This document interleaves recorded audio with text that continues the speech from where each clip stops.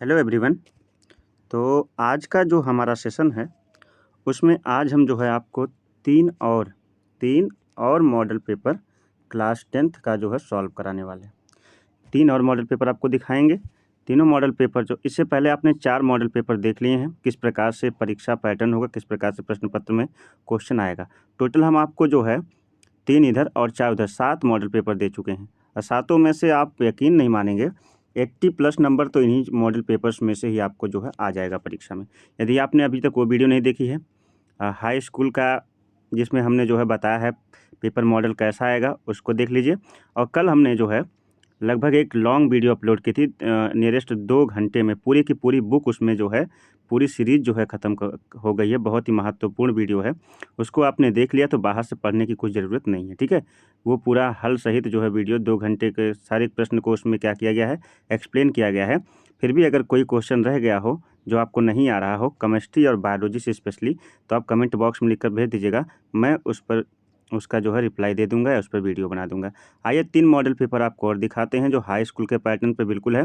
और high school के pattern पे ये सारे प्रश्न आप जो है देखते चलिए और आवश्यकता लगे तो इन्हें नोट कर लीजिएगा और साथ ही साथ जो है इन्हें अपने देखिए और इन्हें हल करने का प्रयास करिए, क्योंकि कल आपका पेपर है। कल ऐसा ही क्या कह सकते हैं, किसी ना किसी मॉडल पेपर से डायरेक्टली क्वेश्चन फंस जाएंगे। 100% डायरेक्टली बहुत सारे क्वेश्चन फंसेंगे। तो आप सारे मॉडल पेपर को एक एक करके देख जाइए, ठीक है। और हाँ, इस समय मोबाइल आपके हाथ में आती है, तो इस समय पूरा का पूरा फोकस करिए अपनी पढ़ाई पर और स्टडी CBL क्लासेस को सब्सक्राइब कर लीजिए। चैनल पर नए हैं तो ज़रूर सब्सक्राइब करिए, वीडियो को लाइक करिए और अपने दोस्तों तक ज़्यादा से ज़्यादा शेयर करिए। स्टडी CBL क्लासेस पे बने रहिए। आपको यहाँ से लेकर के जीरो से लेकर के हीरो लेवल तक ले जाने का जो जिम्मा हमने लिया है उसे हम पूरी तरह से निभाएंगे। और बस आप जो है आपका छोटा सा काम है, चैनल को सब्सक्राइब करके जो है बेल आइकन को ऑन कर लीजिए और वीडियो को अपने सभी दोस्तों तक शेयर करिए और जिन तक शेयर करिए उनसे भी चैनल को सब्सक्राइब करने को कहिए। आइए इसका पहला मॉडल पेपर देखते हैं। पहला मॉडल पेपर आखिर है क्या। कहा कि निर्देश प्रारंभ के 15 मिनट परीक्षार्थी को प्रश्न पत्र पढ़ने के लिए निर्धारित किए जाते हैं। नंबर 1, यह प्रश्न पत्र 3 खंडों का, खा एवं गा में क्या है, विभाजित है। का, खा एवं गा में विभाजित है, ठीक है। उसके बाद जो है प्रत्येक खंड के सभी प्रश्नों को एक साथ करना आवश्यक है। मैंने पिछले पेपर में बताया था कि अगर आपने कोई खंड का शुरू किया है इसके सभी प्रश्न एक साथ कर जाइए, ठीक है। और सभी प्रश्न जो है पूर्ण रूप से अनिवार्य हैं। प्रश्नों के निर्धारित अंक उनके सम्मुख दिए गए हैं। अपने आवश्यकता अनुसार उत्तरों को जो है पुष्टि स्वच्छ नामांकित चित्र बनाकर करिए। अगर जहाँ पर लगे कि आपको चित्र बनाना है ना, वहाँ पे आपको चित्र बनाना है। आइए खंड का को देखते हैं। खंड का ये आपके 4 क्वेश्चन पहले प्रारंभ के बहुविकल्पी रहेंगे। पहला है, यदि वस्तु का प्राप्त प्रतिबिंब छोटा आभासी हो तो प्रयुक्त दर्पण कौन सा होगा। छोटा और आभासी हो तो प्रयुक्त दर्पण कौन सा होगा। तो दूसरा क्वेश्चन है, मानव नेत्र वस्तु का प्रतिबिंब बनाते। मानव नेत्र जो सेकंड क्वेश्चन है उसमें बताया गया है कि मानव नेत्र वस्तु का प्रतिबिंब बनाती है। कहाँ पर, कॉर्निया पर, प्रतारिका पर, पुतली पर या दृष्टिपटल पर। 4 ऑप्शन आपके पास है, जो सही रहेगा आप लगा लीजिएगा, ठीक है। खोज लीजिएगा। विद्युत ऊर्जा तुल्य होती है, यानी विद्युत ऊर्जा किसके तुल्य होती है, V² T/R के, V² TR के, V² T के या L² R² T के, जिसके समान होती है वो ऑप्शन सही लगा लीजिएगा। प्रतिरोध का मात्रक क्या होता है। ये आसान सा क्वेश्चन है। ओम होता है, ओम सेमी होता है, ओम प्रति सेमी या ओम सेमी या वोल्ट, चारों में से कौन सा ऑप्शन सही है आप बताइएगा। क्वेश्चन नंबर 2 है। क्वेश्चन नंबर 2 ये देखिए, इनके साथ इनके यहाँ पे आंसर भी दिए हुए, सॉरी मार्क भी दिए हुए, कौन सा क्वेश्चन कितने नंबर का है। दूसरा क्वेश्चन जो है 2-2 नंबर का है। पहला है, मनुष्य की आँख में रेटिना का क्या कार्य है। पहला क्वेश्चन है, मनुष्य की आँख में रेटिना का क्या कार्य है। दूसरा क्वेश्चन है, कार्निया की गोलाई अनियमितता के कारण नेत्र में कौन सा दोष हो जाता है। कार्निया की गोलाई में अनियमितता के कारण नेत्र में कौन सा दोष हो जाता है। अगला क्वेश्चन है, ओम के नियम की परिसीमाएं बताइए। ओम के नियम के जो है क्या सीमाएं बताइए या परिसीमाएं बताइए। जो तीसरा क्वेश्चन अब यहाँ से आ रहा है वो आपका 4-4 नंबर का आएगा। तीसरा क्वेश्चन 4 नंबर का, इसमें अथवा भी है। पहला क्वेश्चन तीसरा में जो है, यहाँ भी हम फिजिक्स में चल रहे हैं और उसके बाद हम आ जाएंगे केमिस्ट्री में, ठीक है। तो तीसरा क्वेश्चन कहता है कि अवतल लेंस के ध्रुवों एवं फोकस के मध्य रखी वस्तु प्रतिबिंब निर्माण को किरण आरेख द्वारा समझाइए। एक तो ये क्वेश्चन है। अगर आप ये नहीं कर रहे हैं तो आप ये कर लीजिए। उत्तल लेंस के फोकस पर स्थित वस्तु का प्रतिबिंब बनना किरण आरेख खींचकर दर्शाता बने हुए प्रतिबिंब की प्रकृति एवं स्थिति भी लिखिए। ठीक है। अगला क्वेश्चन है, इन दोनों में से आपको तीसरा का में से 2 क्वेश्चन, दोनों में से कोई एक करना। ठीक है। अब खा वाला करना है आपको। खा है, एक सवाल है कि एक विद्युत हीटर की सामर्थ्य 1000 वाट है तो इसे 40 मिनट तक उपयोग में लाने के लिए कितनी ऊष्मा होगी। तो इसका जो है जूल का यहाँ पे मान दे दिया हुआ है। या तो इसे करिए या फिर इसे करिए। अगला क्वेश्चन कि 600 वोल्ट के 5 एम्पियर फ्यूज वाले परिपथ में 60 वाट कितने बल्बों को समांतर क्रम में जोड़ा जा सकता है। या तो इसको करिए। तो यानी कहने का तात्पर्य ये है कि तीसरे में भी 2 क्वेश्चन, दोनों में से करना है। ठीक है। उसके बाद है चौथा का विद्युत मोटर का सिद्धांत लिखिए तथा इसका नामांकित चित्र बनाइए, इसका उपयोग भी बताइए। विद्युत मोटर से बहुत सारा क्वेश्चन आता है, इसको तैयार करके जाइएगा। अथवा अगर ये नहीं कर पा रहे हैं तो दृष्टि धारा जनित सिद्धांत संरचना कार्यविधि का सचित्र वर्णन कीजिए। उसी टॉपिक से है। यहाँ से आप चौथे में भी आपको 2 क्वेश्चन हैं और इनमें से आपको कितने करने हैं, इनमें से केवल आपको करने हैं टोटल 1 ही क्वेश्चन। आते हैं खंड खा पर। खंड खा जो कि हमारी केमिस्ट्री आ गई है और केमिस्ट्री में सबसे पहला क्वेश्चन है कॉपर सल्फेट के जलीय विलयन का पीएच मान होता है 7 से अधिक, 7 या 7 से कम या 0। कितना होता है आप इसको देख लीजिएगा। उसके बाद जो है नौसादर जिसको NH4Cl कहते हैं, अमोनियम क्लोराइड की कास्टिक सोडा के साथ रासायनिक अभिक्रिया प्लस NaOH के साथ रासायनिक अभिक्रिया कराने पर NaCl प्लस H2O प्राप्त होता है। तो कह रहा है कि इसके साथ में क्या बनेगा, N2 बनेगा, HCl बनेगा, NH3 बनेगा या फिर NH2 का NH2 माइनस आयन बनेगा। तो क्या बनेगा ध्यान दीजिएगा, यहाँ पे सोडियम निकल गया, NH3 बन सकता है। ठीक है। अगला क्वेश्चन है निम्न में से किसी कार्बन के मध्य द्विबंध पाया जाता है। तो इसमें चारों में से कोई एक निम्नलिखित में से किसमें कार्बन के मध्य द्विबंध पाया जाता है। एथेन में, एथीन में, एथाइन में, इनमें से एल्केन, एल्कीन, एल्काइन। IUPAC मैंने बहुत ही बेहतर तरीके से पढ़ाई है, जाके चैनल पे आप वॉच कर सकते हैं। और वीडियो पसंद आ रही है तो लाइक कर दीजिएगा और चैनल पर नए हैं तो जरूर सब्सक्राइब कर लीजिएगा। अपने सभी दोस्तों तक वीडियो को शेयर करिए और ज़्यादा से ज़्यादा लोगों को इस स्टडी CBA क्लासेस के परिवार का हिस्सा बनाइए, क्योंकि हम जल्द ही एक टारगेट पूरा करने वाले हैं और फिर मैं आपके साथ लाइव आऊँगा और आपसे फिर हम बातें करेंगे। ठीक है। आगे बढ़ते हैं। निम्नलिखित में का IUPAC नाम लिखना है। पहला है CH3COO-C2H5 का और दूसरा है CH3CO-CH2CH3 का। IUPAC मैंने बहुत बेहतर तरीके से पढ़ाई है इसी चैनल पर, आप जा करके वीडियोज़ में देख सकते हैं। IUPAC ढेर सारी वीडियो आपको मिल जाएगी। ठीक है। आगे बढ़ते हैं। अगला क्वेश्चन है कि प्रयोगशाला में सल्फर डाइऑक्साइड गैस के निर्माण संबंधित रासायनिक समीकरण दीजिए। ये भी पढ़ाया गया है। प्रयोगशाला में सल्फर डाइऑक्साइड गैस का निर्माण चैनल पर अपलोड है, जाकर देख सकते हैं। किसी अपचायक गुण से संबंधित रासायनिक समीकरण भी दीजिए। ये सब आपको पढ़ाया गया है। अगला क्वेश्चन है प्लास्टर ऑफ पेरिस POP के बारे में बताइए। इसका गुणसूत्र लिखिए तथा इस पर ऊष्मा के प्रभाव का संक्षिप्त वर्णन करिए। अगला क्वेश्चन है धातुओं की सक्रियता श्रेणी क्या होती है, इसके 2 उदाहरण बताइए। धातुओं की सक्रियता श्रेणी में जो धातु जितना अधिक सक्रिय होती है उसका स्थान उतना ऊपर होता है, जो कम सक्रिय होती है उसका स्थान क्या होता है, नीचे होता चला जाता है। ठीक है। और यहाँ पे यहीं पर जो है कौन सा नियम लागू होता है, यहीं पर नियम लागू होता है, ध्यान से सुनिएगा। यहीं पर नियम किसका नियम लागू होता है, जो आप प्रतिस्थापन कहते हैं ना, यहीं पर प्रतिस्थापन का नियम लागू होता है। जो धातु अत्यधिक प्रबल होती है अपने से कम प्रबल धातु को क्या करती है, उसके स्थान से प्रतिस्थापित कर देती है। आगे है अगला क्वेश्चन,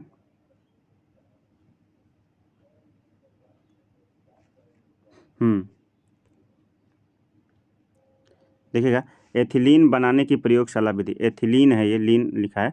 एथिलीन बनाने की प्रयोगशाला विधि का सचित्र वर्णन कीजिए तथा इसमें संबंधित रासायनिक समीकरण भी लिखिए और इसके 3 रासायनिक गुणों को भी समझाइए। अगला क्वेश्चन, निम्न पर टिप्पणी कीजिए। क्रियात्मक समूह किसे कहते हैं, बहुत ही बेहतर तरीके से समझाए हैं। समझा श्रेणी किसे कहते हैं, बहुत ही बेहतर तरीके से समझाए हैं। एल्कीनो का ओजोनीकरण और स्टीरीकरण, ये सारे चैनल पे अपलोडेड है, जाकर देख सकते हैं। अगर कोई भी पॉइंट नहीं मिले तो कमेंट बॉक्स में बताइएगा, मैं उसकी वीडियो दे दूँगा आपको, ठीक है। आगे बढ़ते हैं, योग्यतम उत्तरजीविता।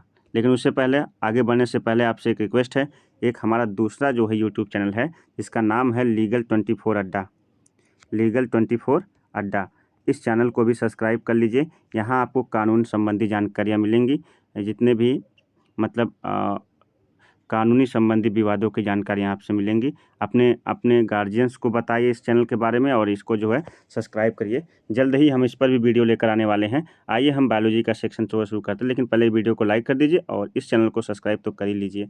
योग्यतम उत्तरजीविता के सिद्धांत किसने दिया था? पहला क्वेश्चन, योग्यतम उत्तरजीविता का सिद्धांत किसने दिया था? आप इसे खोजिएगा, योग्यतम उत्तरजीविता का सिद्धांत किसने दिया था, ठीक है। दूसरा क्वेश्चन है, फेफड़ों में शुद्ध रुधिर आता है, कहाँ से आता है? बायां लिंग से, दायां लिंग से, बाएं नीले से, दायां नीले से, ठीक है। कहाँ से आता है? फेफड़ों में शुद्ध रुधिर कहाँ से आता है? फेफड़ों में शुद्ध रुधिर कहाँ से आता है, ठीक है। अगला क्वेश्चन है, यकृत संश्लेषित करता है, यकृत क्या संश्लेषित करता है? शर्करा को, रुधिर को, यूरिया को, प्रोटीन को? यूरिया को करता है, लेकिन फिर भी चलिए आगे बढ़ते हैं। अगला है द्विनिषेचन या फिर त्रिसंलयन, जिसको हमने पढ़ाया, द्विनिषेचन त्रिसंलयन किसे कहते हैं?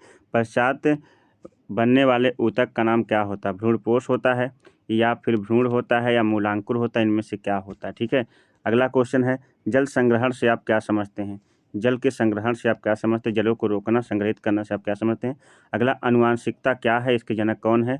ग्रेगर जॉन मेंडल है। और मेंडल के प्रभावित तथा अप्रभाविता का नियम तैयार कर लीजिएगा। मेंडल के 3 नियम हैं, तीनों मैंने बहुत बेहतर तरीके से चैनल पे पढ़ाए हैं, तीनों जाकर देख कर तैयार कर लीजिएगा। और रात में भी मैंने जो है जो वीडियो अपलोड करी थी आज सुबह में, उसमें भी मैंने आपको जो है इसके बारे में बताया। प्रभाविता का नियम, जब दो विपरीत लक्षण वाले शुद्ध जनकों का आपसी संयुग्मन कराया जाता है तो उनमें एक लक्षण क्या होता है? दिखाई देता है या परिलक्षित रहता है, जिसे हम कहते हैं प्रभावी लक्षण। एक छिप जाता है, इसे क्या कहते हैं? अप्रभावी लक्षण। ये पूछ रहा है, आपको लिखना, ठीक है। अगला क्वेश्चन है, मानव शरीर में उपस्थित सबसे बड़ी ग्रंथि का नाम बताइए और बताते हुए इसके कार्यों का वर्णन कीजिए। सबसे बड़ी ग्रंथि कौन सी ग्रंथि है मानव शरीर में और इसका कार्य क्या है, ये भी लिखना आपका। अथवा या तो फिर से करिए, किन्हीं 2 नवीकरणीय ऊर्जा के स्रोतों का उल्लेख कीजिए। किन्हीं 2 नवीकरणीय ऊर्जा के स्रोतों का क्या करिए? उल्लेख करिए। अगला क्वेश्चन है, प्रकृति में कायिक जनन किस प्रकार से होता है? कायिक प्रवर्धन को उदाहरण सहित समझाइए और कायिक जनन के महत्व पर टिप्पणी भी कीजिए, ठीक है। जब क्या होता है कि बीजों से ना होकर के वृक्ष के किसी भाग से दूसरे वृक्ष का निर्माण होता है, तो इस प्रकार का जनन क्या कहलाता है? कायिक जनन कहलाता है। जैसे टहनियों से हो जाता है, कभी कभी जो है पत्तियों से हो जाता है, ठीक है। तो अगला है, मेंडल के नियमों की प्रमुख विशेषताओं का वर्णन। मेंडल के नियम क्या थे? मेंडल के तीनों नियम लिख रहे हैं और उनके जो है प्रमुख विशेषताएं बतानी। यहाँ से आपको ज़्यादा नंबर मिलेगा, टोटल जो है आपको 4 नंबर यहाँ से मिलेगा। अगला क्वेश्चन, पुष्पी पादपों में होने वाली जनन क्रिया को संक्षेप में बताइए। पुष्पी पादपों में होने वाली जनन क्रिया को संक्षेप में बताइए। तो पुष्पी पादपों में होने वाली जनन क्रिया किस प्रकार से होती है? पहले परागण होता है, परागण के बाद निषेचन होता है और निषेचन के पश्चात जो है क्या होता है? भ्रूण का निर्माण होता है, ठीक है। अगला क्वेश्चन है, अथवा करके या दोनों करिए या फिर ये करिए। प्राकृतिक संसाधनों के प्रकार का उल्लेख करते हुए उसके संरक्षण के विभिन्न उपायों को बताइए। यहाँ पे आपका एक मॉडल पेपर समाप्त होता है। आइए दूसरा मॉडल पेपर दिखाते हैं। ये दूसरा मॉडल पेपर आ चुका है, थोड़ा सा PDF बनाए हम, पर कोई नहीं। अगला मॉडल पेपर है खंड का, इसमें भी है, सभी प्रश्न करने अनिवार्य हैं और जिस खंड को शुरू करें उसके सभी प्रश्न पहले कर जाएं। पहला क्वेश्चन है कि अभिनेत्र लेंस की फोकस दूरी में परिवर्तन निम्नलिखित क्रिया द्वारा होता है। अब किसके द्वारा होता है? पुतली के द्वारा होता है या दृष्टिपटल के द्वारा होता है या पश्चामी के द्वारा होता है या पैनाली के? जिसके द्वारा होता है आप लिख दीजिएगा, ठीक है। आप सही ऑप्शन लिख लीजिएगा। अगला है, यदि 7 सेंटीमीटर वस्तु 8 सेंटीमीटर की फोकस दूरी उत्तल लेंस के 12 सेंटीमीटर दूरी पर रखी गई है तो प्रतिबिंब की स्थिति होगी क्या? प्रतिबिंब की स्थिति होगी कैसे? 24 सेंटीमीटर होगी या 34 सेंटीमीटर या 12 सेंटीमीटर रह जाएगी या फिर 16 सेंटीमीटर? इसमें से कौन सा ऑप्शन सही है, लगा लीजिएगा। अगला क्वेश्चन है, विद्युत ऊर्जा का मात्रक क्या होता है? विद्युत ऊर्जा का मात्रक क्या होता है? किलोवाट, अश्वशक्ति, जूल प्रति सेकंड या वाट? क्या होता है? आप जो है इसे लगा लीजिएगा, ठीक है। ओम का नियम क्या है? मैं यहाँ हल नहीं करा रहा हूँ, आपको पेपर मॉडल दिखा रहा हूँ। ओम का नियम क्या है? वी जो है समानुपाती आई, वी समानुपात, आप इस तरह से बोल सकते हैं, समानुपाती 1/I, वी समानुपाती 1/L, वी समानुपाती 1/R 1/1 प्लस आई, तो जो सही है, अच्छा आई है वो, ठीक है, आई पढ़िएगा, वही आपको लगाना, ठीक है। अगला क्वेश्चन है दूसरा, ग्रह क्यों नहीं टिमटिमाते हैं? ग्रह क्यों नहीं टिमटिमाते जबकि तारे टिमटिमाते हैं, ठीक है, ये आपको लिखना है। अगला क्वेश्चन है, स्पष्ट दृष्टि की न्यूनतम दूरी से क्या अभिप्राय है? शायद 25 सेंटीमीटर होती ना, तो ये यही वाला आपसे पूछ रहा है। अगला क्वेश्चन है कि विद्युत प्रतिरोध की परिभाषित कीजिए। विद्युत प्रतिरोध किसे कहते हैं, इसे परिभाषित कीजिए। उसके बाद नेक्स्ट है क्वेश्चन नंबर 3 फिजिक्स का, कि एक उत्तल दर्पण की फोकस दूरी 15 सेंटीमीटर है, इससे वस्तु मुख्य अक्ष पर ध्रुवों से 30 सेंटीमीटर दूरी पर रखी है, वस्तु के प्रतिबिंब की स्थिति ज्ञात की तथा इसका आरेख भी बनाइए, ठीक है। या आप इसे करिए या फिर इसे करिए। नीचे दिए गए दोनों पदों को सचित्र परिभाषित कीजिए। फोकस दूरी है और फोकस तल है, इनको आप सचित्र क्या करना जो है इनको सचित्र परिभाषित करना। अगला है खा, विद्युत परिपथ में प्रयुक्त किन्हीं 4 अवयवों के प्रतीक और चिन्ह बताइए। विद्युत परिपथ में प्रयुक्त किन्हीं 4 अवयवों के प्रतीक और चिन्ह बताने हैं। अगला क्वेश्चन है, या इसे करिए या इसे करिए। अगला क्वेश्चन, यदि किसी तार को खींच कर उसकी लंबाई दुगुना कर दिया जाए तो उसका प्रतिरोध कितना हो जाएगा? तो आप इसको भी बताइएगा, इसका प्रतिरोध कितना हो जाएगा। क्वेश्चन नंबर 4 है और ये अंतिम क्वेश्चन है फिजिक्स का इसमें से दूसरे सेट का, कि विद्युत चुंबकीय प्रेरण परिघटना को समझाइए। इसके सिद्धांत पर कार्य करने वाले प्रत्यावर्ती धारा डायनमो की कार्य विधि का सचित्र वर्णन, वाट को परिभाषित कीजिए तथा वाट किलो घंटा जूल में संबंध भी स्थापित कीजिए। या तो इसे करिए, लॉन्ग क्वेश्चन में है। आइए इसके केमिस्ट्री सेक्शन में आ जाते हैं। आप स्क्रीनशॉट रोक कर ले सकते हैं, आपकी मर्जी है। 25 सेंटीमीटर ताप पर जल का आयनिक गुणनफल होता है, कितना होता है? 25 सेंटीमीटर ताप पर जल का आयनिक गुणनफल में से कितना होता है? जो ऑप्शन से लगा लीजिएगा। का है, फिर खा है। अभिक्रिया 2NaHCO3 को गर्म करते हैं तो बनता है Na2CO3 + H2O, और साथ में कौन सी गैस निकलती है? तो यहाँ से आपको क्या करना, बताना है। उससे CO2 निकलती है, बताना है, लेकिन फिर भी आप जो है इसे लगा लीजिएगा। अगला क्वेश्चन है क्वेश्चन नंबर जो है 5 का है, कि निम्नलिखित में से असंतृप्त यौगिक है। संतृप्त और असंतृप्त मैंने बहुत बेहतर तरीके से बताया है, इनमें से कौन असंतृप्त है आपको वही क्या करना है, बताना, ठीक है। अगला क्वेश्चन है, निम्नलिखित का IUPAC नाम लिखिए। देखिए एक IUPAC ये है, एक IUPAC IUPAC आपको अगर 0 लेवल से नहीं आती है तब भी जो है आप जाके चैनल पर वीडियो को वॉच करिए, आपको बहुत ही बेहतर तरीके से क्या मिलेगा, इसका सॉल्यूशन मिलेगा। अगला है गालक किसे कहते हैं? गालक क्या होते हैं? अम्लीय तथा क्षारकीय गालकों का एक उदाहरण दीजिए। गालक किसे कहते हैं? अम्लीय तथा क्षारकीय गालकों का क्या करना है, उदाहरण देना है। जब जो है अशुद्धियाँ क्या होती हैं, अयस्क से आसानी से दूर नहीं होती हैं, तो इसे जो है दूर करने, जब अयस्क से अशुद्धियाँ आसानी से दूर नहीं होती हैं तो उन्हें दूर करने के लिए जो पदार्थ मिलाया जाता है उसे ही गालक कहते हैं। अगर अशुद्धियाँ अम्लीय है तो क्षारकीय गालक मिलाते हैं, अगर अशुद्धियाँ क्षारकीय है तो अम्लीय गालक मिलाते हैं, ठीक है, इस बात को याद रखिएगा। अगला क्वेश्चन है, विरंजक चूर्ण का रासायनिक सूत्र क्या होता है? BaOCl2 होता है, ठीक है, और इसका निर्माण विधि का वर्णन, ये मैंने वीडियो अपलोड की है, देख लीजिएगा जा करके, ठीक है। अगला क्वेश्चन है 7वां, हैबर विधि से अमोनिया बनाने की विधि, रासायनिक समीकरण देते हुए अमोनिया में विद्युत स्फुलिंग से प्राप्त होने वाले अवयवों का नाम बताना, ठीक है। हैबर विधि से अमोनिया जब बनाते हैं तो विद्युत स्फुलिंग से कौन सा अवयव प्राप्त होता है, उसका नाम बताना है। और हैबर विधि से अमोनिया बनाने पर मेरी बहुत ही फेमस वीडियो है, जिसपे में भी बहुत ज़्यादा व्यूज गए हैं और बहुत ही बेहतर तरीके से बनाया भी हूँ, और काफ़ी लोगों ने उसे देखा है। तो 1.3 के लगभग 1300 लोगों ने देखा है, तो आप भी जाकर देखिएगा। अमोनिया बनाने की प्रयोगशाला विधि का सचित्र वर्णन स्टडी CBL क्लासेस पर।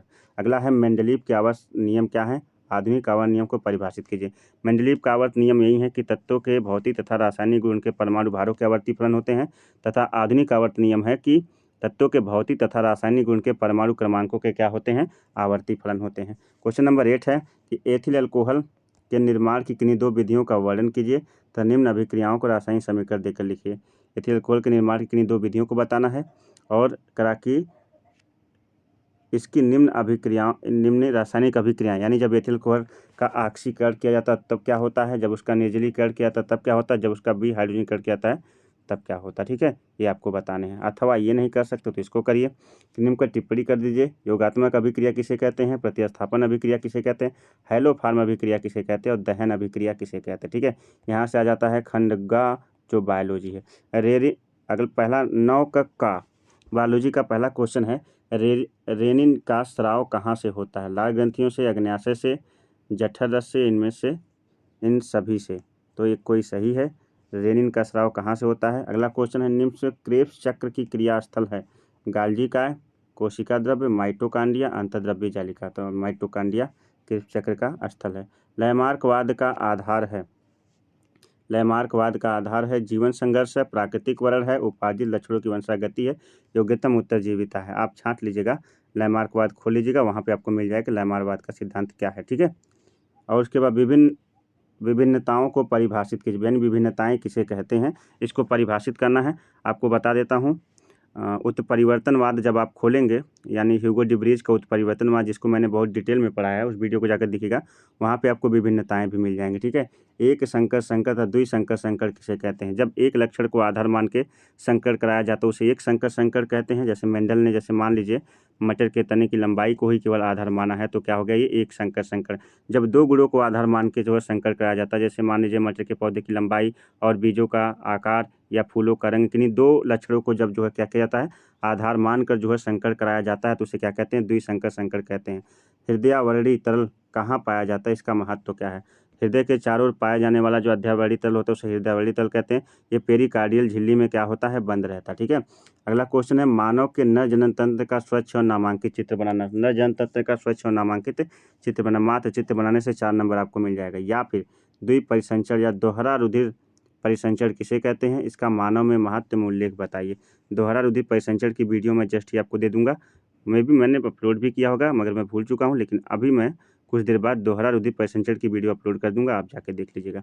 अगला क्वेश्चन, एक लिंगी व दो लिंगी जीवों की व्याख्या कीजिए तथा प्रत्येक के 2-2 उदाहरण दीजिए। एक लिंगी जीव किसे कहते हैं, द्विलिंगी जीव किसे कहते हैं, इनके बारे में बताना है और साथ ही साथ इनके 2-2 उदाहरण भी देने, ठीक है। अथवा या फिर ये नहीं कर सकते तो प्रकृति में वन एवं वन्य जीवों का महत्व भी उल्लेख करना है। जो सुबह में मैंने वीडियो 2-2.5 घंटे का अपलोड की है, उसमें मैंने बताया है कि पृथ्वी पर वन्य जीव नहीं रहेंगे तो क्या क्या नुकसान होंगे और अगर उनके रहने से क्या क्या फायदे होते, ठीक है। अगला 12वां क्वेश्चन है कि प्रकाश संश्लेषण में बने कार्बनिक पदार्थ का संचय किस रूप में किस प्रकार किया जाता है। पादपों में जल भोजन संवहन किस प्रकार होता है, विस्तार कीजिए। अथवा अगला क्वेश्चन है, लास्ट क्वेश्चन है इस सीरीज का, जो है दूसरे मॉडल पेपर का, फिर हम तीसरे मॉडल पेपर पे आ जाएंगे। जीवाश्मी ईंधनों को जलाने के पर्यावरणीय प्रभाव क्या हैं। ऊर्जा के विभिन्न स्रोतों जैसे परंपरागत स्रोतों जैसे सहित द्वारा उत्पन्न पर्यावरणीय प्रदूषण को कम करने के लिए उपाय बताइए। अगला है, उपार्जित लक्षण किसे कहते हैं, इसके सिद्धांत को प्रस्तुत कीजिए। फिर यहाँ से आ जाते हैं तीसरे मॉडल पेपर पर, और जो कि ये भी बहुत ही महत्वपूर्ण है।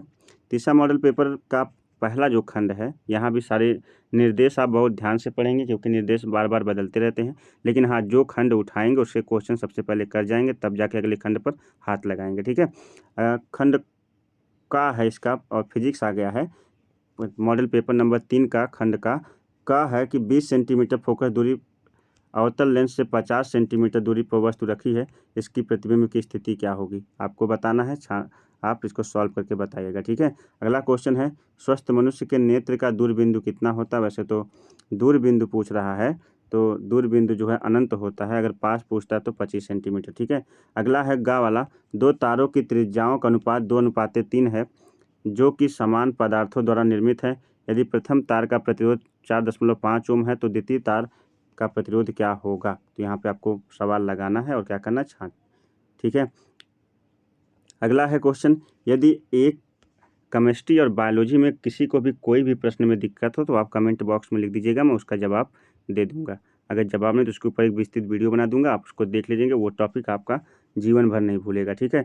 और मैं सभी छात्रों से कहना चाहता हूँ, चाहे क्लास 10 के हो चाहे क्लास 12 के हो, किसी को कोई भी क्वेश्चन पूछना है तो आप जो है कमेंट बॉक्स में लिखकर पूछ सकते हैं, ठीक है। अगला है, यदि एक प्रकाश की किरण दो माध्यमों के सीमा पृष्ठ समकोण पर आपतित होती है तो अपवर्तन कोण का मान क्या होगा, 0, 45, 60 या 90।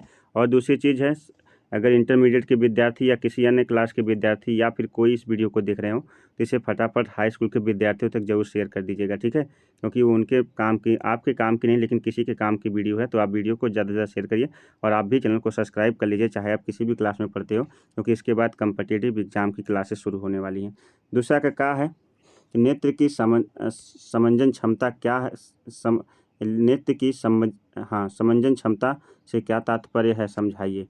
फिर यहाँ एक देखिए खा वाला इसका है, नीचे दिए गए परिपथ में बिंदु ए और बिंदु बी मध्य तुल्य प्रतिरोध ज्ञात करना है। तो इसको आपको सॉल्व करना है। ऐसे सवाल आपने बहुत लगाए हैं और लगा करके इसका आंसर बताना, ठीक है। अगला क्वेश्चन है कि धारा चुंबकीय प्रभाव से आप क्या समझते हैं, बताइए। अगला क्वेश्चन है जो है तीसरा का किसी अवतल लेंस की फोकस दूरी 15 सेंटीमीटर है। वस्तु को लेंस की कितनी दूरी पर रखा जाए कि प्रतिबिंब 10 सेंटीमीटर दूर बने। किरण आरेख खींचिए। अगला क्वेश्चन है, या इसको करिए या फिर इसको करिए, ठीक है, कि निकट दृष्टि दोष से आप क्या समझते हैं, इसे किस तरह से दूर किया जा सकता है, स्पष्ट किरण आरेख समझाइए। और जो है इसका खा वाला है मैग्नीन का विशिष्ट प्रतिरोध 44 × 10⁻⁸ ओम मीटर है। तो इसके 2 मीटर लंबे तथा 2.2 × 10⁻⁶ मीटर स्क्वायर पर परिच्छेद के क्षेत्रफल वाले तार का कहाँ चले गए हम, तार का प्रतिरोध आपको बताना है, ठीक है। अगला क्वेश्चन है, दो प्रतिरोधों के श्रेणी क्रम संयोजन तुल्य प्रतिरोध व्यंजक उत्पन्न कीजिए। दो प्रतिरोधों के श्रेणी क्रम संयोजन के तुल्य जो है, तो अगला क्वेश्चन है कि दो प्रतिरोधों के श्रेणी संयोजन के तुल्य प्रतिरोध व्यंजक उत्पन्न कीजिए। हाँ, या फिर क्वेश्चन नंबर 4 का है मानव नेत्र की संरचना का सचित्र वर्णन कीजिए, समझाइए। सचित्र वर्णन करना है इसको, ये 4 नंबर के क्वेश्चन होंगे। अगला क्वेश्चन है कि अवतल दर्पण के सम्मुख विभिन्न स्थितियों में रखी वस्तु के दर्पण द्वारा प्रतिबिंबों की स्थिति, आकार तथा प्रकृति का किरण आरेख खींच कर दिखाइए, ठीक है। ये आपको करना है। खंड खा में आते हैं केमिस्ट्री में।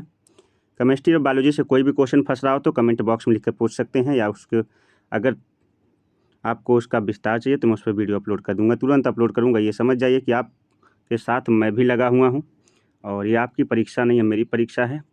इसमें आपके नंबर कम आते हैं। अगर आप मेरे साथ पूरी तरह से तन्मय होकर मेहनत करते हैं तो नंबर कमाने का कोई सवाल ही नहीं होगा, ठीक है। प्रश्नोत्तर संख्या 5 का है दिए गए एक जलीय विलयन के पीएच का मान 9 है तो विलयन होगा। जब पीएच मान 9 है तो पीएच जाहिर सी बात है क्षारीय होगा। 7 तक जो है उदासीन होता है, 7 से कम अम्लीय होता है, ठीक है। 7 से ज़्यादा क्या होता है, क्षारीय होता है। अगला है, अगर ये अभिक्रिया कराई जाए कि CaOCl2 + H2SO4 तो बनता है H2O + Cl2, कौन सी गैस बनती है, यहाँ से आपको क्या करना है, लिखना है। इसमें से कोई एक बनेगी, ठीक है। अगला है निम्नलिखित में एल्काइन है, एल्काइन कौन है, alkene, alkene, alkene, alkene, alkyne. IUPAC मैंने बहुत ढंग से पढ़ा है, आप जाकर जो है वीडियो देख सकते हैं, ठीक है। वीडियो को फास्टली, अगर आपके पास समय कम है तो उसे जो है थोड़ा सा फास्ट मोड पे कर देख सकते हैं। जो फास्ट आप जो है उसकी स्पीड को बढ़ा कर देख सकते हैं। अगली जो है, अगला क्वेश्चन है निम्नलिखित के IUPAC नाम बताना। अब तक IUPAC संरचना दिया था और उसके नाम पूछा था। अब यहाँ पे एसिटिक एसिड का CH3COOH होता है, फॉर्मेल्डिहाइड का HCHO होता है, ठीक है। ये दोनों हैं, तो इनके जो है IUPAC नाम बताने हैं। IUPAC नाम लिखने हैं तो इसका नाम होता है एथेनोइक अम्ल और इसका होता है मेथेनल। क्या होता है, मेथेनल, ठीक है। तो चलिए अगला क्वेश्चन है खनिज तथा अयस्क में अंतर स्पष्ट कीजिए। महत्वपूर्ण प्रश्न है, खनिज तथा अयस्क में अंतर स्पष्ट करना है। आगे है अगला बेकिंग सोडा तथा खाना बनाने वाले सोडे, जैसे इसे खाने बनाने का सोडा भी कहते हैं। इस तरह की बनाने की विधि, इसके बनाने की विधि समीकरण देते हुए तथा इसके उपयोग को भी समझाइए। अगला क्वेश्चन है अम्ल क्षार में अंतर स्पष्ट करिए। अम्ल क्षार में अंतर बताइए तथा क्षार पर तनुता का क्या प्रभाव पड़ता है, ये भी बताइए। अगला क्वेश्चन महत्वपूर्ण, वेरी वेरी इंपॉर्टेंट है, विकर्ण संबंध किसे कहते हैं। विकर्ण संबंध दीर्घाकार आवर्त सारणी में कितने आवर्त तथा कितने वर्ग हैं। आवर्त कितने हैं, 7 आवर्त हैं। वर्ग कितने हैं, तो वर्ग जो है 18 समथिंग करके हैं, है ना। ये आपको बताने हैं। अगला है मेथेन बनाने की प्रयोगशाला विधि। ये मोस्ट इंपॉर्टेंट प्रश्न है और आप भी वीडियो जाकर जो है वीडियोज़ में जा करके मेथेन बनाने की प्रयोगशाला विधि चैनल पर अपलोड है, जाकर देख सकते हैं। ठीक है, तो मेथेन बनाने की प्रयोगशाला विधि का रासायनिक समीकरण देते हुए सचित्र वर्णन कीजिए। मेथेन में निम्नलिखित अभिक्रियाओं के लिए रासायनिक समीकरण लिखिए। मेथेन को जलाया जाता है तो क्या होता है, ओजोन के साथ मेथेन की अभिक्रिया होती है तो क्या होता है, सूर्य के प्रकाश में क्या हो क्लोरीन से क्रिया कराती है तो क्या होता है। ठीक है, अथवा ये नहीं कर सकते तो इसको करिए। ये क्वेश्चन है, निम्नलिखित पर संक्षिप्त टिप्पणी कीजिए। चक्रीय यौगिक किन्हें कहते हैं, कार्बन की चतुष्फलकीय संरचना क्या होती है, हाइड्रोकार्बन किसे कहते हैं और समूह या मूलक क्या होते हैं। ठीक है, ये भी आपको क्या करना बताना है। खंडगाह है कि खनिज लवणों का अवशोषण होता है जड़ों द्वारा, पत्तियों द्वारा, तनों द्वारा और इनमें से कोई नहीं। तो भाई खनिज लवणों का हो चाहे जल का हो, ये तो होता है किसके द्वारा, ये होता है जड़ों के द्वारा। ठीक है, अगला, नाभिकीय ऊर्जा संयंत्र में प्रयुक्त ईंधन है, कापर होता है, ग्रेफाइट होता है, टाइटेनियम या यूरेनियम। तो यूरेनियम होता है, इसको याद रखिएगा। अगला है, निम्न में से किस अवस्था में भ्रूण का मानव गर्भ में रोपण होता है, मानव गर्भ में रोपण, मोरूला में, गैस्ट्रूला में, ब्लास्टूला में या युग्मनज में। आप देख लीजिएगा अपनी बुक से। कॉपर टी क्या है, कॉपर टी क्या है, रोग निरोधक है, गर्भ निरोधक है, दंत उपकरण है या डिम्ब उपकरण है। तो ये जो है गर्भ निरोधक है कॉपर टी। ठीक है, आगे बढ़ते हैं अगले क्वेश्चन की तरफ। अगला क्वेश्चन है, जीवाश्म ईंधन के जलने से उत्पन्न होने वाले पर्यावरणीय प्रदूषण को कम करने के लिए 2 उपाय बताइए। जीवाश्म ईंधन जो जलते हैं, जैसे पेट्रोल, डीजल, ये सब जलते ना, तो इससे जो प्रदूषण होता है इसको कम करने के 2 उपाय बताइए। तो इसके कम करने के उपाय, सबसे पहले तो सौर ऊर्जा का इस्तेमाल करना ज़्यादा से ज़्यादा। ठीक है, सौर ऊर्जा से इलेक्ट्रिसिटी जनरेट करना। अगला है, जल विद्युत शक्ति प्रत्यक्ष रूप से सौर ऊर्जा ही है कैसे। अगला क्वेश्चन है, किन्हीं 4 अजैव निम्नीकरण महासागरीय ठोस अपशिष्टों के नाम बताइए। ठीक है, या फिर आप जो है अगला क्वेश्चन यहाँ से करेंगे, संपोषित प्रबंधन क्या होते हैं, इसे उदाहरण सहित स्पष्ट कीजिए। अथवा इसको नहीं कर सकते तो इसको करिए, पादपों में उत्सर्जन की विभिन्न विधियों का उल्लेख कीजिए। ठीक है, इन दोनों में से कोई एक करना है। फिर आगे है अगला क्वेश्चन, नाभिकीय ऊर्जा का उल्लेख करते हुए इसके गुण एवं दोष बताइए। नाभिकीय ऊर्जा का उल्लेख करते हुए इसके गुण एवं दोष बताइए, या इसे करिए या इसको करिए। पुष्पी पादपों में उपस्थित लैंगिक जनन हेतु आवश्यक युक्तियां समझाइए, या तो इसको करिए। फिर लास्ट इसका क्वेश्चन है कि प्रकाश संश्लेषण क्या है, प्रकाशिक एवं अप्रकाशिक अभिक्रियाओं में अंतर बताइए, प्रकाश संश्लेषण को प्रभावित करने वाले कारकों का उल्लेख कीजिए, मानव में भोजन एवं पाचन, भोजन के पाचन प्रयुक्त तंत्र का सचित्र वर्णन करना है। मानव में भोजन के पाचन का क्या करना है, सचित्र वर्णन, यानी पाचन तंत्र का सचित्र वर्णन करना। तो आज का सेशन जो है 3 मॉडल पेपर मिले थे, तीनों को हमने जो है आपके सभी प्रश्न आपको दिखा दिए। आप इनका जो है स्क्रीनशॉट ले सकते हैं, या फिर हम आपको PDF प्रोवाइड करा देंगे। इस PDF का लिंक हम डिस्क्रिप्शन में दे देंगे, वहाँ से आप PDF को ले लीजिएगा। ठीक है, बाकी रही बात, आप यहाँ से स्क्रीनशॉट ले सकते हैं, आपकी मर्जी है। क्योंकि भाई अगर पढ़ने वाले बच्चे हैं आप, तो आप चैनल भी सब्सक्राइब करेंगे और वीडियो को लाइक भी करेंगे, शेयर भी करेंगे, और सभी का स्क्रीनशॉट भी लेकर अपने आप पास जो है प्रश्नों को हल करने का पूरा प्रयास करेंगे। ठीक है, क्योंकि कल जब आप परीक्षा में बैठेंगे तो यही सारे प्रश्न जो है आपको आपकी परीक्षा में आएंगे, तो इसमें कोई डाउट नहीं है। इसमें डायरेक्टली 4 प्रश्न पत्र आपको पहले दे चुका हूँ, 3 इधर दे रहा हूँ। 7 प्रश्न पत्र में से तो मैं मानता हूँ कि 70 से 80 नंबर का, जैसे मानिए 70 नंबर का तो पेपर ही होता है, जिसमें से 50 से 60 नंबर का डायरेक्टली फंस कर आ जाएगा। ठीक है, 50 से 60 नंबर जो है आ जाएगा। बस डिपेंड ये करता है कि आप तैयारी कितनी किए हो। और हाई स्कूल के सभी विद्यार्थियों से एक अनुरोध है कि आप सभी जो है चैनल को सब्सक्राइब कर लीजिए, वीडियो को लाइक करिए और अपने दोस्तों तक इसे ज़्यादा से ज़्यादा शेयर करिए। चलिए, कल आपका एग्ज़ाम है, सभी को एग्ज़ाम के लिए बेस्ट ऑफ लक और हमारी शुभकामनाएं आपके साथ है। एक चीज़ और आपसे कहना चाहता हूँ, किसी को कोई भी टॉपिक केमिस्ट्री और बायोलॉजी में नहीं समझ में आ रहा, स्पेशली फिजिक्स का, मैं अगर नहीं आ रहा तो फिजिक्स भी भेज दीजिएगा, मैं कोशिश करूँगा कि उसको सॉल्व करके आपको सोल्यूशन दे सकूँ। लेकिन अगर केमिस्ट्री बायोलॉजी का हो तो बहुत बेहतर है, उसका जवाब आपको तुरंत मिलेगा, चाहे ऑडियो फॉर्म में, वीडियो फॉर्म में, किसी फॉर्म में आपका जवाब आपको मिल जाएगा। ठीक है, तो मिलते हैं एक नई वीडियो के साथ, तब तक के लिए खुश रहिए, मस्त रहिए, स्टडी CBL क्लासेस को देखते रहिए, अपनी तैयारी जोर शोर से करिए। चलते हैं, नमस्कार, बाय बाय, जय Hind, have a nice day.